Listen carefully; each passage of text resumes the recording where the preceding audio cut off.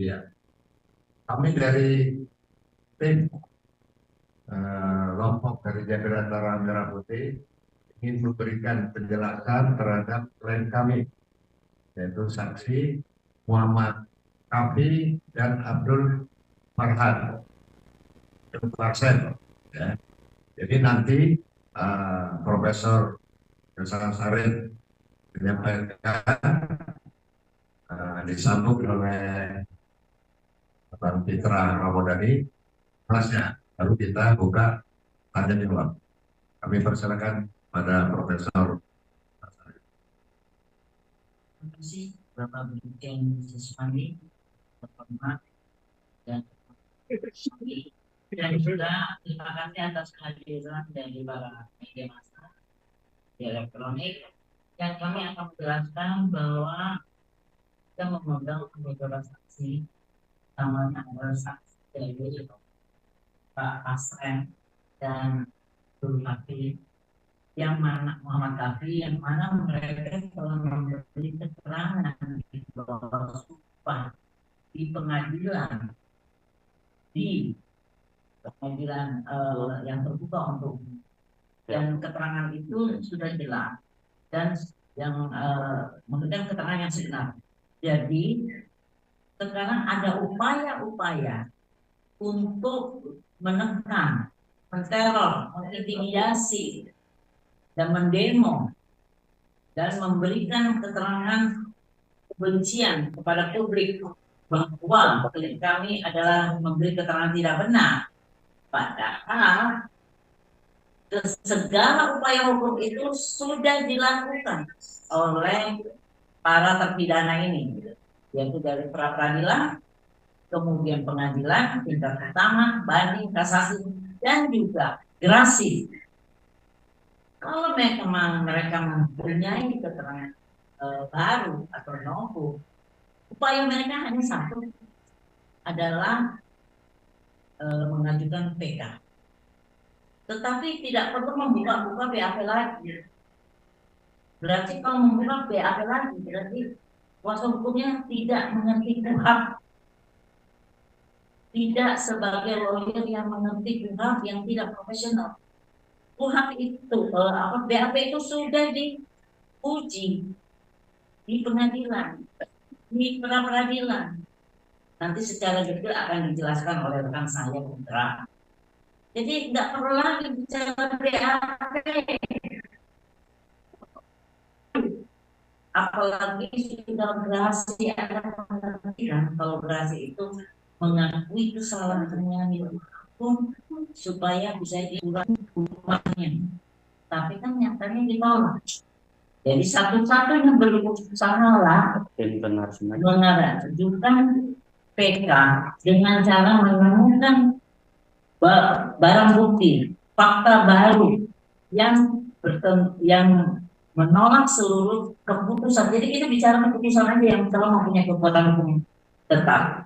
Dan saya memperingati dengan keras ya, kepada pihak-pihak yang mengintimidasi, mempengaruhi ataupun mendemo dan segala rupa dengan segala cara yang tidak halal untuk supaya klien-klien saya ini memberikan keterangan yang bertentangan dengan yang pemberian keterangannya di bawah sumpah. Untuk itu saya peringati juga, jangan dibawa kasus ini masuk ke ranah politik. Dan kami akan melakukan upaya hukum setelah memperingati ini. Kami akan melakukan upaya hukum pidana dan tentu menjadi kerugian mereka tidak bisa mencalon karena surat keterangannya, kelakuan baiknya kami sudah melakukan secara pidana. Jadi saya peringati dengan keras orang-orang yang melakukan intimidasi pada klien kami, yang memberikan keterangan dengan benar.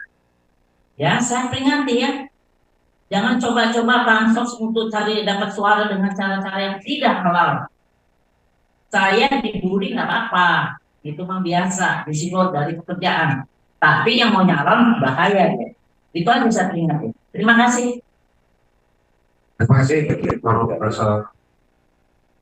Jadi kita ini kompres baru ya.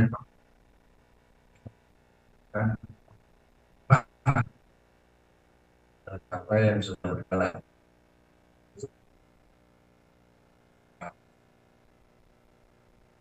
Terima kasih Pak Jenderal. Assalamualaikum warahmatullahi wabarakatuh.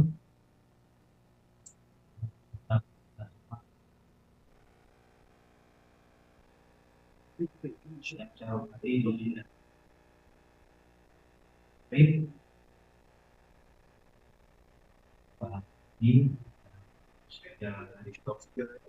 baik, rekan-rekan sekalian yang kami hormati, saya fakta terkait dengan kasus kematian Cirebon tidak wajar. Sebenarnya ini amat dari Bayangkara pada Siap Republik Indonesia. Semoga optimis dan presisi. Saudara-saudara sekalian yang kami hormati, bahwasanya kami telah resmi menerima surat kuasa dari Ahmad Datul Kahfi. Pertama itu anak Pak Aslen. Yang kedua, kita juga sudah menerima surat kuasa dari Pak Asren Sum. Pada intinya Jakarta Merah Putih Langsung melakukan koordinasi, melakukan konsultasi, dan melakukan wawancara pada calon klien. Jadi penentuannya itu dulu sebelum kita pegang pasien dan konsultasi. Setelah kita wawancara, ternyata Abdul Pasren dan Ahmad Datul Kahfi konsisten pada keterangannya dan tidak berubah-ubah sesuai dengan apa yang ia alami, ia rasakan, dan ia lihat sendiri. Dan keterangan itu telah ia berikan di muka persidangan Pengadilan Negeri Cirebon yang di bawah sumpah. Setelah kita lakukan wawancara, ada 3 hari lamanya, sehingga kami memutuskan untuk memberikan bantuan hukum kepada Bapak Datul Kahfi dan Abdul Pasren, mengingat dengan pertimbangan banyaknya intimidasi. Ya, sebelum kita pegang ini, banyak sekali intimidasi yang dialami oleh Abdul Pasren beserta dengan keluarga, yang dibuktikan dengan adanya aksi unjuk rasa pada malam hari. Ini saya perlihatkan kepada rekan-rekan sekalian. Apakah unjuk rasa dilakukan pada malam hari itu adalah hal yang wajar? Pak, cari. Bapak. Ya, di malam hari. Bagaimana orang bisa tenang, ya, kalau terus-terusan seperti ini? Mati HP-nya, ayo.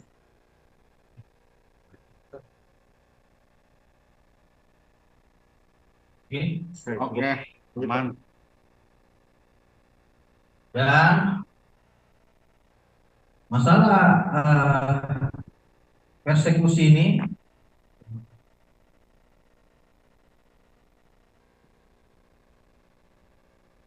apa itu Pak? Ya mau juga dah. Oh iya. oke? Di malam hari loh. Oke. Apakah perbuatan seperti ini adalah warga negara yang baik dan warga negara yang taat hukum? Unjuk rasa di malam hari itu. Kalau memang mau unjuk rasa ataupun mau demo, silakan sesuai dengan ketentuan hukum, koordinasi dengan Polres, minta surat izin atau pemberitahuan. Ini saya lihat sangat aneh sekali. Biasanya orang itu kalau mau demo itu ke pemerintahan, ini malah demo kepada warga juga. Kita ini mau unjuk rasa atau mau anarkis atau mau sengaja buat keributan. Karena perbuatan itu terjadi di malam hari sesuai dengan informasi dan bukti yang kami peroleh. Artinya apa? Kita selaku warga negara yang taat semestinya harus menghormati proses hukum ataupun undang-undang yang mengatur terkait dengan hal-hal yang ingin mereka laksanakan sesuai konstitusional. Pendapat kami dari Jakarta Merah Putih bahwasanya tindakan pada malam hari dengan membentangkan poster dan membuat cari RT Pasren itu adalah perbuatan persekusi dan itu adalah intimidasi, sehingga klien kami membuat pribadinya merasa ketakutan dan tidak nyaman. Jadi saya luruskan di sini, bukan berarti klien kami ini melarikan diri, tidak. Bukan dia menghilang, tidak. Karena dia ingin suasana yang aman, nyaman dari perilaku intimidasi, perbuatan bully, ancaman, dan lain-lain. Siapa yang bisa menjamin kalau Pak RT tinggal di rumahnya itu keselamatannya terjamin? Siapa yang bisa menjamin? Kondisi seperti tadi yang saya perlihatkan. Belum lagi di berbagai media sosial adanya sifat-sifat yang mengarah kepada ujaran kebencian terhadap beliau.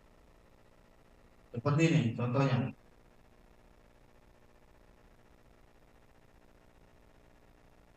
Pak Pol, tangkap RT Pasren ini. Ini kan sama seperti menggiring opini, seolah-olah dia ini adalah pelaku kejahatan. Banyak.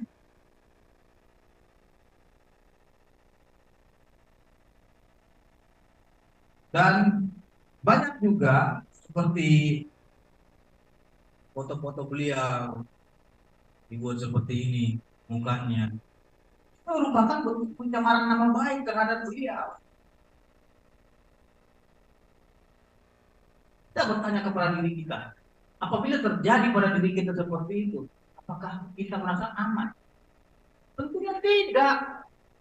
Dia butuh tempat yang aman, yang nyaman, dan tidak ada gangguan-gangguan dari pihak manapun. Di situ kita luruskan. Itu kita luruskan dulu. Jadi teman-teman ataupun masyarakat Indonesia, kita luruskan, Pak RT tidak menghilang, Pak RT tidak melarikan diri, Pak RT hanya ingin kita berikan jaminan dan kepastian hukum bahwasannya dia itu aman, dan kita berikan perlindungan hukum bahwasannya beliau itu tidak terganggu oleh pihak-pihak yang ingin menyerang beliau. Jadi rekan-rekan sekalian, mengenai Abdul Pasren maupun Nurdatul Kafi yang dilaporkan oleh keluarga terpidana, kami menilai itu hanyalah upaya hukum dari keluarga terpidana untuk membuat nopo dalam mengajukan peninjauan kembali ke Mahkamah Agung. Nggak ada masalah, sah-sah saja. Silahkan dibuat laporan polisi, dan itu adalah konstitusional yang dijamin oleh undang-undang. Tapi ingat, jangan laporan polisi ini dijadikan nopo, tapi kenyataannya Pak Pasren ini tidak memberikan keterangan palsu sebagaimana yang dituduhkan kepada mereka, maka konsekuensi hukumnya akan berdampak kepada pelapor. Apabila laporannya tersebut dihentikan oleh pihak kepolisian atau tidak cukup bukti atau bukanlah tindak pidana, ingat konsekuensinya telah diatur di dalam Kitab Undang Hukum Pidana sebagaimana dengan laporan palsu atau fitnah dan pencemaran nama baik. Itu. Maka kami menilai upaya laporan polisi terhadap Pasren hanyalah untuk membuat nopo baru dalam mengajukan PK.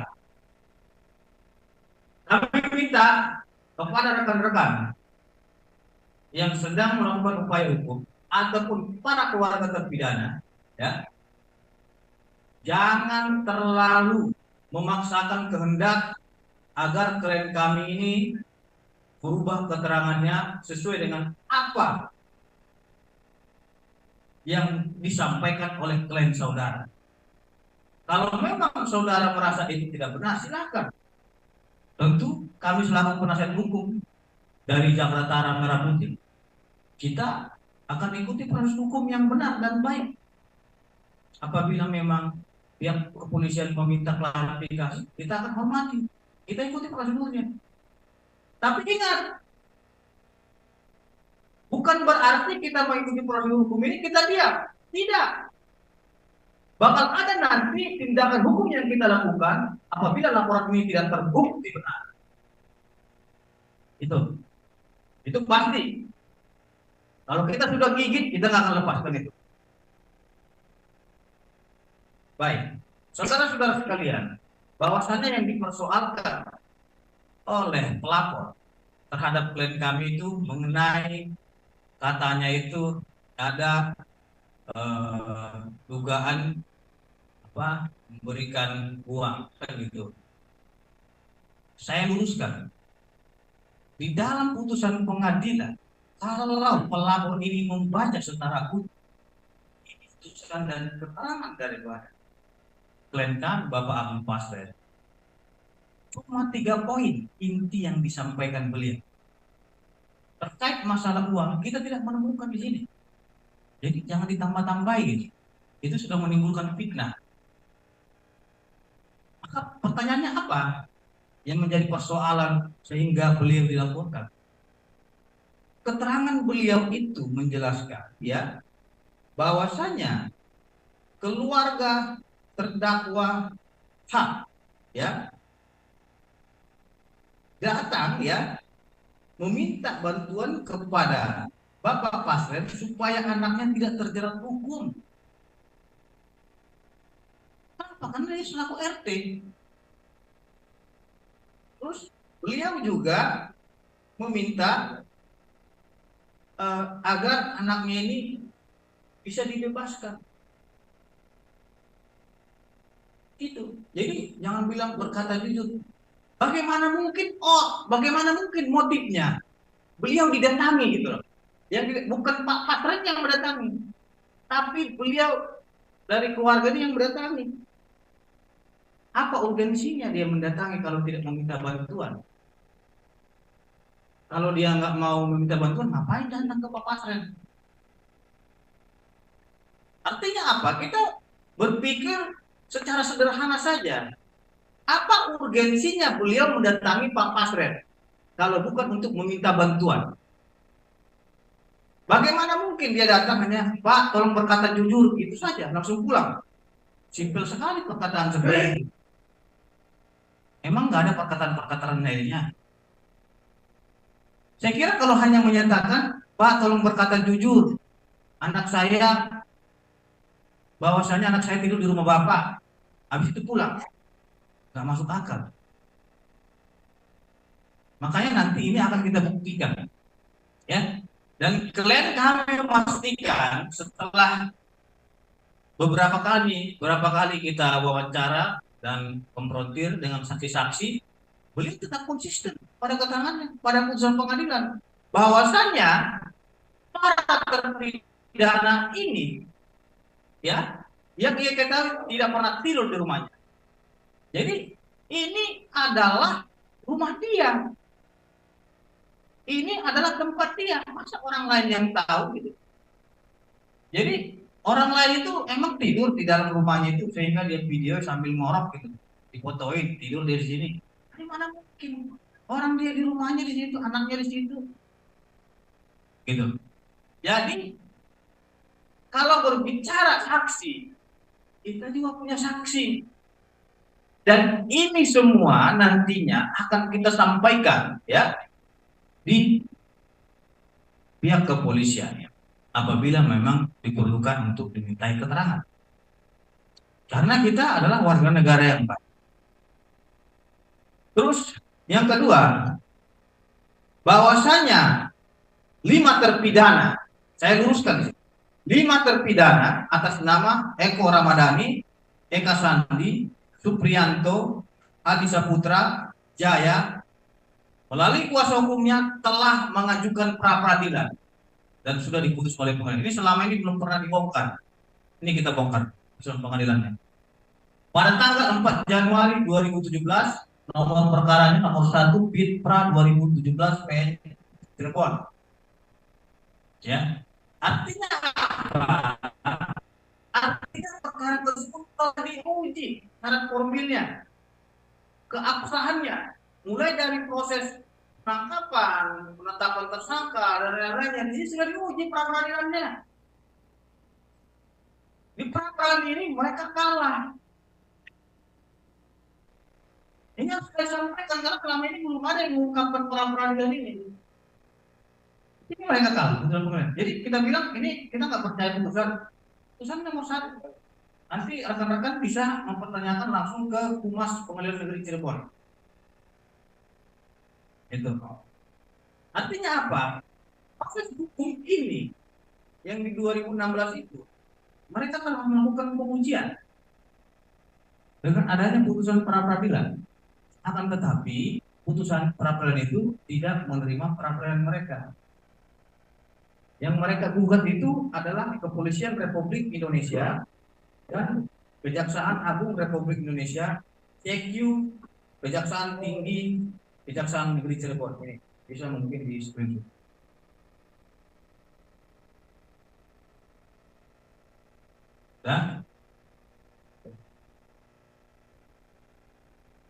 Ya, mungkin ada tambahan dari basis. Jadi intinya sampai hari ini kita sehat.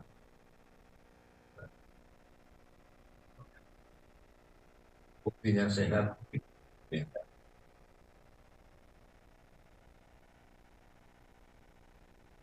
Bukti apa coba bisa sampaikan? Karena surat kuasa. Oke. Dan pada si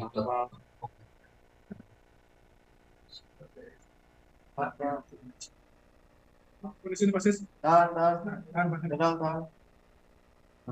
kiri kanan. Kiri Pak. Kiri Pak. Kiri lagi sini Pak, lagi pakai sini. Ini Pak, tahan Pak. Sebaliknya. Pak.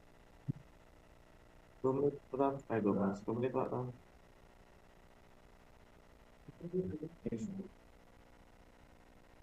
Nah, dan intinya sampai tadi pun kita fakta bahwa tanggal 27 Agustus malam minggu tidak ada para terpidana itu yang tidur di rumah.